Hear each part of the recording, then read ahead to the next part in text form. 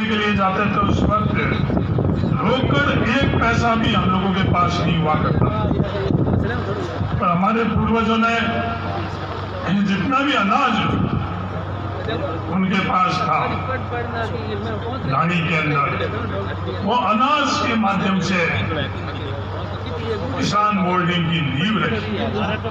तो मैं आज इस अवसर पर उन तमाम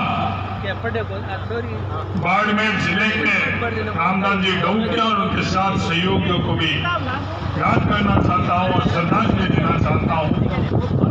और जिस किसी ने भी उस वक्त बाड़मेर की किसान होल्डिंग के अंदर सहयोग किया, उन तमाम लोगों को भी आज मैं याद करना चाहता हूँ। उनका ऋण आज हम चौथी पीढ़ी को तो क्या, आने वाली कई पीढ़ियों को भी उनका ऋण हम लोगों को भूलना नहीं चाहिए।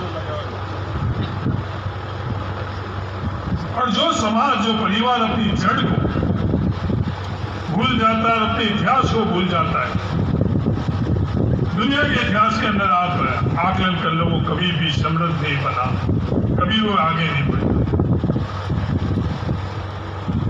आज जो वातावरण बना हुआ है देश और दुनिया के अंदर, क्या हमको इस वातावरण से प्रभावित होकर उस दिशा में जाना चाहिए, या जो सही है उस दिशा में हम लोगों को जाना चाहिए? निर्णय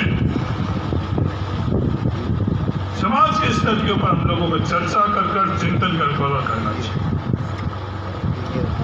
मेरे से पूर्व वक्ताओं ने अपनी अपनी बातें रखी और अपनी अपनी अटकलों से बातें रखी।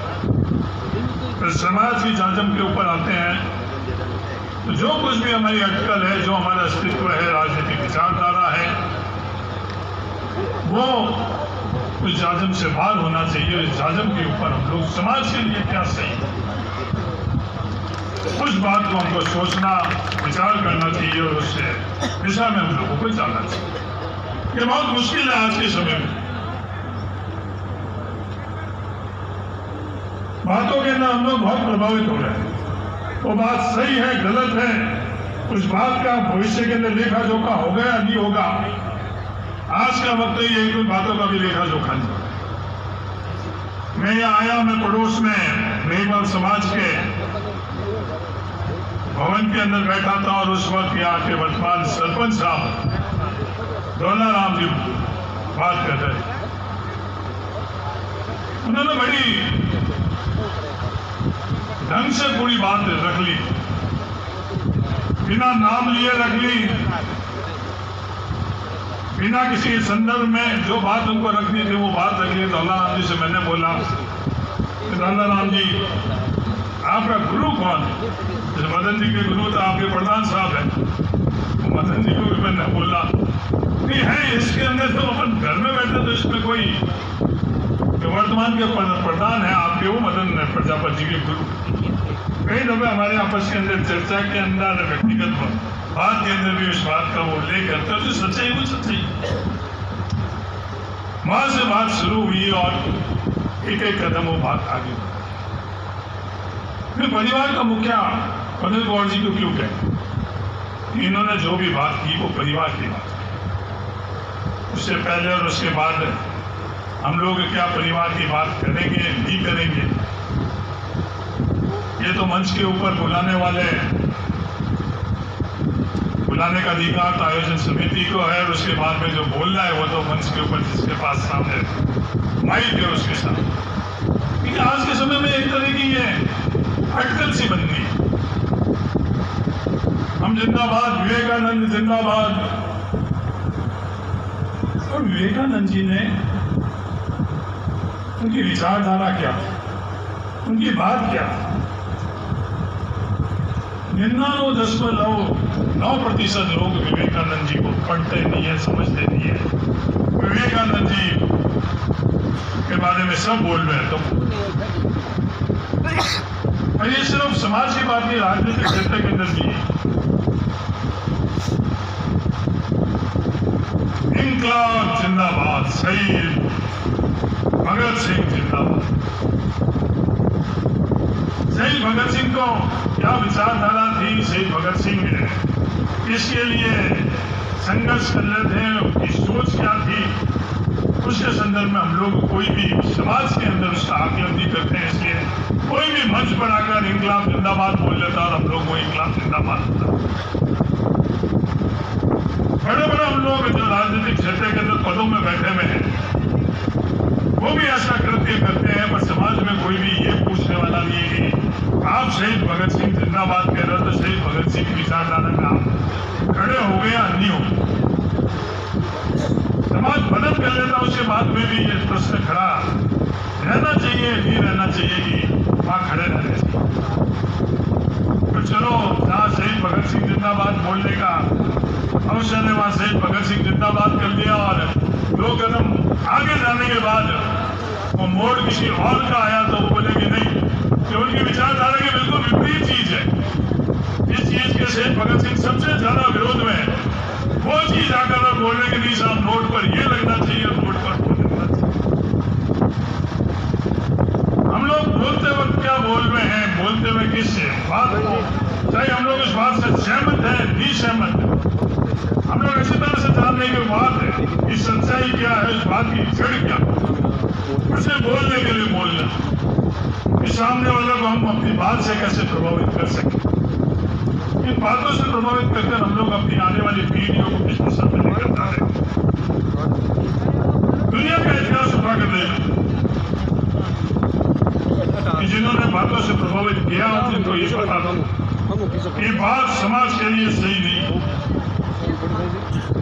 आज समाज के लिए क्या चीज सही और क्या चीज गलत, अगर निष्पक्ष पैमाने के ऊपर हमें आकलन करना चाहिए तो वो बात अपने जाट समाज पर लागू होगी, वो बात है धर्म पर लागू होगी, वो बात क्षेत्र पर लागू होगी, वो बात सृष्टि और प्रकृति पर लागू होगी। वो बात है क्या? बात है आपस में हम लोगों का सामंजस्य, बात है समृद्धि की। हर किसी को साथ में लेकर हम लोग आगे, तो क्या हम लोग हर किसी को साथ में लेकर आगे बढ़ रहे हैं? हम लोगों को सबको अच्छी तरह से पता नहीं किस बंद में कहा हम लोग आगे बढ़ते चाहते और आगे बढ़ते वक्त उस दौड़ के अंदर हम लोग अपने आप के साथ क्या कर रहे हैं उसका भी आकलन हम लोग नहीं है। उदाहरण इससे मंच पर नहीं देना चाहिए, पर 10 दिन पहले बुराराम जी आपके परिवार के व्यक्ति और एक सम्मानित भाई के जनप्रतिनिधि जालोरी गेट गए, अफीम के बंदानी, और उन्होंने वहां जाकर तो जालोरी गेट में अपने दवाइयाँ मिलती है, सबको पता है कि वहां बोला भाई ये छोड़वा नहीं, अफीम छुड़वाना, साथ में तोला 2 तोला अफीम लेकर गए और उसे दुकान के मालिक ने वो अफीम को लेबोरेटरी जोन के अंदर है उसमें चेक कर बताया हमारा 99.9% इस अफीम के अंदर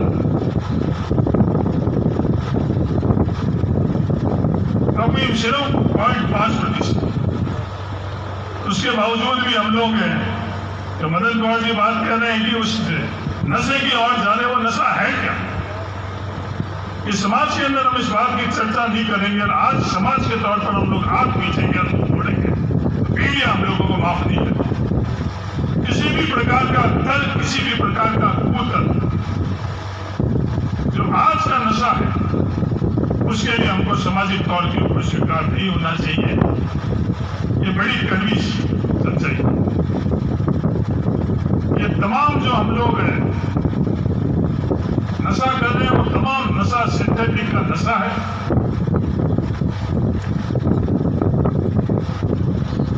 ये जो हीरोइन और एमडी जैसा नशा है इसमें मैं उदाहरण नहीं लेना चाहता हूँ। बाड़मेर के अंदर एक परिवार ने जो अपनी खुद की परिस्थिति मुझे साझा करी कि बेटा उन माँ बाप के लिए बेटा नहीं रहा, उस पत्नी के लिए वो पति नहीं रहा। शायद इन दोनों बातों से सब चीजें अपने को समझ में आए। और वहां पर शहरों में नहीं, वो अपनी नाड़ियों में भी आ चुके हैं। और इस चीज को हम लोग एक समाज के तौर के ऊपर एक सामाजिक क्रांति भी लेकर आ सकते हैं तो हम लोगों का आपस के अंदर शामिल होना कोई मकसद हम लोगों के लिए नहीं है। आपस में हम लोग जो बात करते हैं, चर्चा करते हैं, हिमालय के पुराने पीढ़ी का आदमी है, चाय नहीं किए तो कोई नशा नहीं कर रहा था, अब गला लिखे आज समय थोड़ी, आज समय तो यूं नशे पीना और चाय पीना मामला थोड़ी, ये कूतर कपल समाज के अंदर भी जो करते हैं वो सब अपन लोग करें। और आज हम लोगों के सामने सबसे बड़ी अगर कोई चुनौती है तो ये नशा,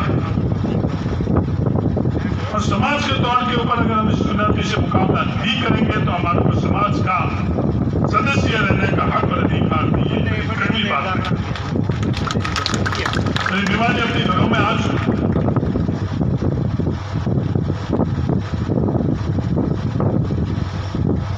यह जो वातावरण है, इस वातावरण से प्रभावित होकर आज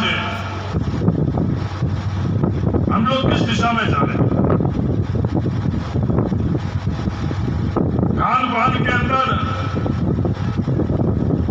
कितनी शुद्धता है। आज दुनिया में आज से 30-40 साल पहले गर्व से कहते थे कि इन लोगों के झाड़ियों में चले जाओ तो शुद्ध खान पान मिलेगा। क्या आज दुनिया को हम लोग ये दिखा पा रहे हैं कि हमारे घरों के अंदर, हमारी गाड़ियों के अंदर वो शुद्धता है या नहीं? अगर खान पान में शुद्धता नहीं होगी तो फिर अपन समाज के तौर पर कहाँ आगे बढ़ेंगे? ये होड़ा होड़ के तौर के ऊपर अपन लोग तो दिशा के अंदर दौड़ते जा रहे हैं और नुकसान किसी का नहीं कर रहे, नुकसान अपना खुद का कर रहे।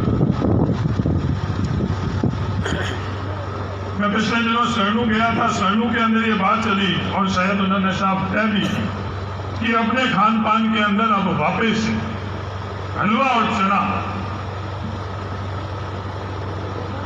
गांव के आयोजन के अंदर वही चीज रही। हलवा और चने के अंदर भी वो शुद्धता नहीं रहेगी, क्योंकि जो हलवा और चने के अंदर भी अपन जो चीजें बाजार से लेकर आए हैं, तो इस चीज का हल क्या है? इस चीज का हल कोई और नहीं ढूंढेगा। इस चीज का हल अपने को आपस में बैठ कर और ढूंढना चाहिए। अगर आज अपन ही तो नुकसान खाकर आने वाले समय के अंदर अपने को हल ढूंढना पड़ेगा। फिर ये युग कौन सा है? समय के अनुरूप हमको बदलाव करना पड़ेगा। मैं 2 दिन पहले हैदराबाद गया हुआ था। हैदराबाद में अपने क्षेत्र के नौजवान वहां जाकर सोना चांदी का काम कर रहे थे। दुनिया हंसती होगी कि देखो किसान का बेटा है और सोना चांदी के सोनार का काम कर रहा है, दुनिया का हंसने। तो जिस माध्यम से अपने को खुद को ठीक लगे उस माध्यम से आगे बढ़ने की अपने को मार्ग मिले, उसके ऊपर अपने को चलना चाहिए। आज हैदराबाद में जाकर वहाँ भाषा उन लोगों को समझ में नहीं आती है, खान पान उनकी तकलीफ जो मैंने बात की तकलीफ केवल, बाकी सब ठीक है। खान पान का मामला बहुत जो तकलीफ उनको पता। अपन लोगों को लगता है कि देशावर में जाकर हमारा नौजवान तो देशावर वो जा क्यों रहा है? इन सब बातों का आकलन हम लोग नहीं करेंगे।